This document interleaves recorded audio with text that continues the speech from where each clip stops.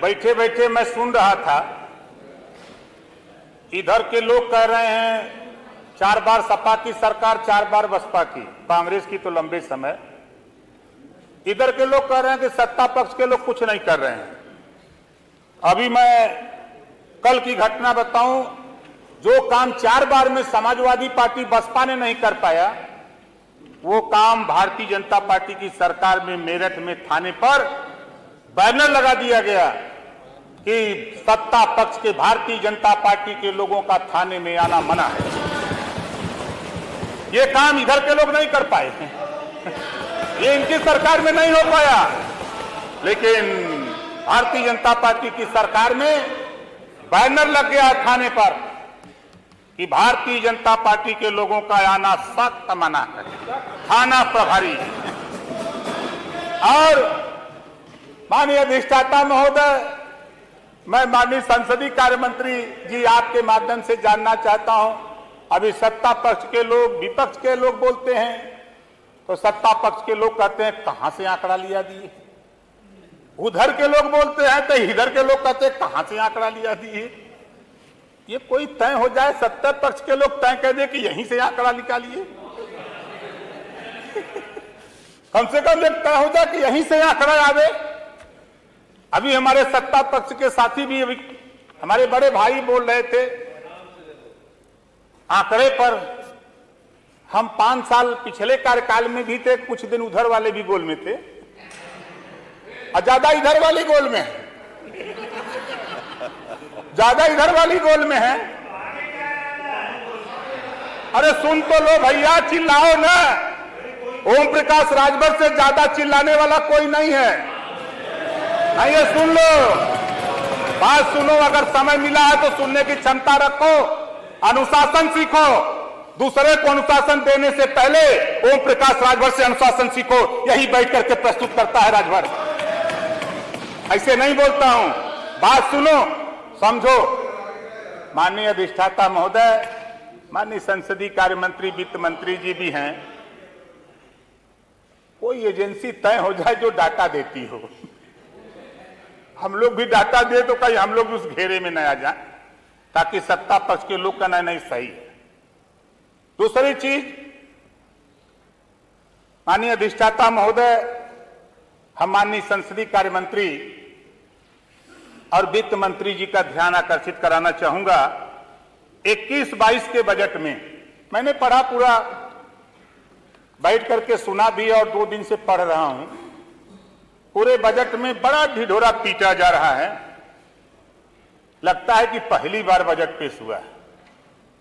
52 से चुनाव हो रहे हैं, 52 से जो भी सरकारें बनी सभी लोगों ने अपना अपना बजट पेश किया। 52 में क्या आबादी थी, 22 में क्या आबादी है, तुलना कर लीजिएगा तो आप बता दीजिएगा कि बजट कम है कि ज्यादा है। पिछड़ा वर्ग शादी अनुदान पिछले बजट में 200 करोड़ रुपया था, बेटियों की शादी के लिए 200 करोड़ रुपया मिलता था। इस बार के भारी भरकम बजट में इतना दे दिया कि 52% आबादी में कोई पिछड़ी जाति की बेटी शादी करने लायक है ही नहीं, 0% दे दिया। दिखवा लीजिएगा माननीय वित्त मंत्री जी, 0% है, 0। अब पिछड़े समाज के लोगों, सोचो, तेरी आबादी 52% है और तेरी बेटी की शादी के लिए जो बाबा साहब डॉक्टर अंबेडकर ने संविधान में व्यवस्था दिया, उस व्यवस्था में 0 बैलेंस कर दिया गया है। माननीय वित्त मंत्री जी दिखवा लीजिएगा। पूर्वांचल दिखवा लीजिएगा, चूंकि बड़ा शहर, अभी हमारे बड़े भैया बड़ा तगड़ा शहर सुना दिए। हम 2-3 दिन से हमारे वित्त मंत्री भी कुछ सुना दिए, इधर से भी कुछ सुना दिया गया, कुछ इधर से भी नहीं, कहीं कहीं से सुन लिया। गर्मी के मौसम में भी ओला पड़ने लगा है, गर्मी के मौसम में भी ओला पड़ने लगा है। जिसका पेट भरा है वो बेवजह लड़ने लगा है। पूर्वांचल के पिछड़े वर्ग के बच्चों का सपना होता है कि हम सब भी पढ़ लिख करके डॉक्टर, मास्टर, इंजीनियर, कलेक्टर बने, लेकिन बहुत से ऐसे पिछड़ी जाति में गरीब कमजोर लोग हैं जो इलाहाबाद, दिल्ली जाकर के शिक्षा हासिल नहीं कर सकते, खर्चा नहीं उठा सकते। भाजपा के संकल्प पत्र में लिखा हुआ है, माननीय अधिष्ठाता महोदय, वित्त मंत्री जी का ध्यान चाहूंगा, भाजपा के संकल्प पत्र में लिखा हुआ है ओबीसी युवाओं को सभी प्रतियोगी परीक्षाओं को निःशुल्क प्रशिक्षण दिलाए जाने का संकल्प है। माननीय अधिष्ठाता महोदय जी, यह संकल्प सिर्फ संकल्प पत्र में छपकर न रह जाए, क्योंकि भारी भरकम बजट में इसके लिए कोई प्राविधान नहीं रखा गया है। बजट में सरकार वास्तव में पिछड़े वर्ग की हितैषी है तो देश की सर्वोच्च कोचिंग में पिछड़े वर्ग के युवाओं को निःशुल्क प्रशिक्षण दिलाने की व्यवस्था करे और फीस की व्यवस्था सरकार अपने बजट से करे। माननीय वित्त मंत्री जी, जरा दिखवा लीजिएगा अपना संकल्प पत्र। हम ले आते हैं रोजगार। अभी सत्ता पक्ष के सहयोगी साथी बड़ी ताव से बोल रहे थे रोजगार के। अधीनस्थ चयन आयोग 3 साल में एक भी परीक्षा पास करा करके एक भी नौकरी नहीं दिलाई। अब आप लोग कहेंगे ई रिकॉर्ड आंकड़ा कहां से लिया दिए? दिखवा लीजिएगा। अधीनस्थ चयन आयोग 3 साल में एक भी परीक्षा पास कराकर एक भी नौकरी नहीं दिलाई। उत्तर प्रदेश लोक सेवा आयोग से जो भी परिणाम आए हैं उसका विश्लेषण किया जाए तो अधिकांश परीक्षाओं में पिछड़े वर्ग के युवाओं की मेरिट सामान्य से भी अधिक है।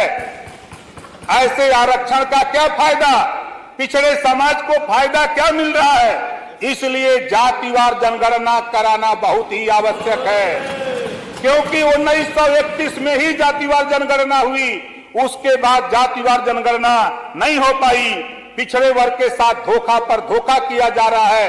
माननीय अध्यक्ष जी, अधिष्ठाता महोदय, पूरे बजट में जातिवार जनगणना कराने का 1 पैसे का बजट नहीं है। पूरे भारी भरकम बजट में कोर्ट का आदेश गोंड और खरवार जाति का हाई कोर्ट के आदेश पर सपा बसपा सरकारों में अनुसूचित जात जनजाति का प्रमाण पत्र तहसीलों में बनाया जाता था, लेकिन जब से भाजपा की सरकार आई है तब से खरवार और गोंड जाति का तहसीलों में अनुसूचित जाति का प्रमाण पत्र बनाना ही बंद करा दिया गया है। माननीय अधिष्ठाता महोदय, ऐसा भेदभाव गोंड खरवार जाति के साथ क्यों? इनके साथ अन्याय क्यों? इनका जाति प्रमाण पत्र बनवाया जाए। स्वास्थ्य, बड़ी चर्चा हो रही है। सरकार मेडिकल कॉलेज बना रही है, बड़ी खुशी बात है। एम्स बना रही है, बहुत अच्छी बात है। लेकिन पीएससी और सीएससी जो प्राथमिक स्वास्थ्य केंद्र, सामुदायिक स्वास्थ्य केंद्र, उसकी दुर्दशा देख लीजिए। डॉक्टर नहीं है, दवा नहीं है, फोन करने पर एम्बुलेंस नहीं पहुंच पा रही है। इस बजट में इन सुविधाओं को सुधारने का कोई बजट नहीं है। माननीय वित्त मंत्री जी, देख लीजिएगा।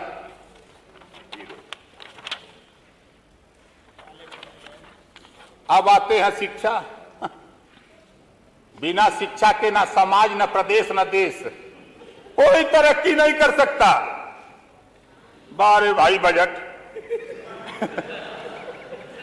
एक देश एक राशन कार्ड। वित्त मंत्री जी खड़ा होकर बड़ी देरी ले 1 घंटा के ऊपर पढ़े, उसमें लिखा हुआ है कि एक देश एक राशन कार्ड। एक उद्योगपति एक देश एक राशन कार्ड। तो माननीय अधिष्ठाता महोदय, जब एक देश एक राशन कार्ड, एक देश एक टेस्ट की बात हो रही है, तो एक देश एक समान शिक्षा की बात क्यों नहीं हो रही है? अब आते हैं हम छात्रवृत्ति पर।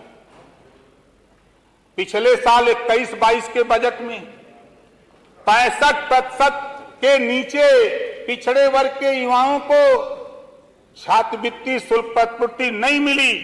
लगभग 10 लाख पात्र छात्र दर दर भटक रहे हैं। कारण 52% आबादी है। पिछड़े समाज के चुन के आए हुए विधायक गण साथी 52% तेरी आबादी। मैं रहा सदन में जब उस गोल में था तो माननीय मुख्यमंत्री से लड़ करके 900 करोड़ से बढ़ा करके 1650 करोड़ ले गया। तब 50% के लगभग बच्चों को छात्रवृत्ति दिलाने की व्यवस्था बनी। लेकिन आज क्या हो गया? सरकार ने 1400 करोड़ का बजट दिया, लेकिन 400 करोड़ भेज दिया कि दिल्ली देगा, केंद्र देगा। अब तक का इतिहास उठा के देख लीजिएगा, 200 करोड़ से ज्यादा केंद्र सरकार ने कभी बजट नहीं दिया है। दिया है आपने 1200 करोड़ और जरूरत था 2200 करोड़ की। भारी भरकम बजट। ये 10 लाख बच्चे कहां जाएंगे छात्रवृत्ति और शुल्क पूर्ति के लिए? वोट तो हमको भी चाहिए, सबको चाहिए, लेकिन ये छात्रवृत्ति कौन दिलाएगा? ये मेरे घर का सवाल नहीं है, ये 52% आबादी का सवाल है। इस नाते हम आपका ध्यान माननीय अधिष्ठाता महोदय के माध्यम से वित्त मंत्री जी से कहना चाहूंगा, हाई कोर्ट का एक आदेश है मान्यवर, आपने भी आश्वासन दिया है, पीठ से भी मिला, मुख्यमंत्री जी ने भी सदन में कहा 27 अगस्त 2020 को आरक्षण में वर्गीकरण का हाई कोर्ट का आदेश, सामाजिक न्याय समिति की रिपोर्ट 4 साल से आप रद्दी की टोकरी में रखे हो। आपने कहा था कि लागू करूंगा, सरकार चली गई, दूसरी सरकार आ गई, नहीं हो पाया। और अभी अभी 2 महीना पहले एक आदेश आ गया, high court ask UP government to decide and include of Bhar Rajbhar community in ST list. High court ने उत्तर प्रदेश सरकार को आदेश दिया है कि 2 महीने के अंदर भर राजभर जाति को अनुसूचित जनजाति में शामिल करे। 2 महीना बीत गया, सरकार का कोई उत्तर नहीं आया। आदेश की कॉपी चाहेंगे तो अधिष्ठाता महोदय आपके माध्यम से पहुंचा दूंगा। और सरकार गलत फैसला, मेरी बात अगर गलत होगी तो मैं फिर कह रहा हूं, सरकार ने एक योजना बनाई है टैबलेट और मोबाइल बांटने का। बांट किसको रहे हैं? जिसके पास फोन है, एप्पल का मोबाइल है, उसको मोबाइल 10,000 की दे रहे हैं। जिसके पास, अरे आप बांट रहे हो, क्या बात कर रहे हैं? सबको हम कहां का रंग नहीं दे रहे हैं। मेरा बात तो सुन लो आप। मेरा कहने का तात्पर्य है 1 करोड़ आप बांट रहे हो, लेकिन जनरल बांट रहे हो। जिसके पास एप्पल फोन है, जिसके पास टैक्स दे रहा है, जो अमीर है सबको दे रहा है एक समान। एक क्राइटेरिया बना लो, एक क्राइटेरिया कहने का तात्पर्य समराइज कर लीजिए, गरीब को दो, समराइज कर लीजिए, 12 मिनट हो गए और समराइज कर लीजिए माननीय सदस्य। अब ये आपका काम है, अमीर को मलाई खिलाओ, गरीब को भी चटनी चटाओ। महंगाई, पूरे बजट में महंगाई कैसे काबू पाया जाए, 25 करोड़ आबादी को कैसे राहत पहुंचाया जाए, कोई ठोस उपाय नहीं। और बिजली, माननीय अधिष्ठाता महोदय ऊर्जा मंत्री जी चले गए, मैं माननीय वित्त मंत्री जी से कहूंगा कि जो बिजली का मीटर लगा है वो हवा से भी मीटर चल रहा है इस समय। मैं निवेदन करूंगा कि 10 प्राइवेट दुकान से 10 मीटर खरीदवा लीजिए और 10 जगह उपभोक्ता के यहां लगवा दीजिए। दूध का दूध, पानी का पानी हो जाएगा। जितने मीटर लगे हैं वो दिन दूना रात चौगुना मीटर फेंक रहे हैं। अगर आप 7 रुपया यूनिट बिजली दे रहे हो तो 12 से 14 रुपया वो बिल दे रहा है। ये जो मीटर लगा हुआ उसका रिजल्ट आ रहा है। इस नाते सरकारी प्राइवेट दुकानों से 10 मीटर खरीदवा करके उपभोक्ता के यहां लगवा करके आप चेक करा लो, तब समझ में आ जाएगा। समराइज कर लीजिए। और गौशाला, पशुओं को खिला 30 रुपया में गाय भैंस खिलावल जाता। गाय आदमी का तो 30 रुपया में पेट नहीं भराता, आदमी का तो 30 रुपया में पेट नहीं भराता। यहाँ हमने जितना लोग भाई 30 रुपया में कोई खाता ही का? कोई 30 रुपया में खाता ही? 30 रुपया में गाय के खियावा का देखभाल माल पूरे बजट में 30 रुपया। माननीय वित्त मंत्री जी जरा देखवा लीजिए, 100 जाके तो ही बनारस, गाजीपुर, आजमगढ़, जौनपुर, चंदौली, उधरिया बहुत गौशाला खुले, फोटो मंगवा लीजिए या डीएम से मतलब चेक करा लीजिएगा। हालत वो हो गई है गौशालाओं की कि जो गाय स्वस्थ गई गौशाला में इस समय डुगुर डुगुर कर रही है ऐसे डुगुर डुगुर कर रही है कि जैसे लग रहा कल मर जाती आज मर जाए। माननीय अरे सदस्य कम से समराइज कम कर लीजिए। अगर किसी को भोजन दो तो पेट भर दो कि 30 रुपया काहे किए हो भाई, कम से कम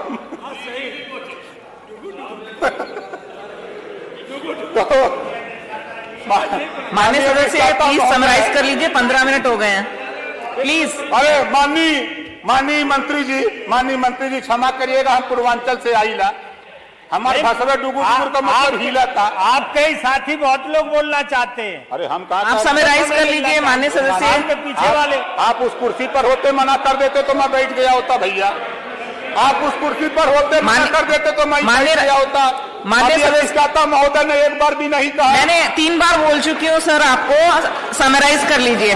3 बार सर मैंने बोल दिया, आप समराइज कर लीजिए। आपका आदेश तो प्रकाश राजभर प्लीज समराइज कर लीजिए जल्दी से। मंत्री जी नहीं समझ पाए, डुगुर डुगुर का मतलब होगा हिल रही है, जी कमजोर हो गई हैं, खाने बगैर मर रही हैं, ये डुगुर डुगुर का मतलब है।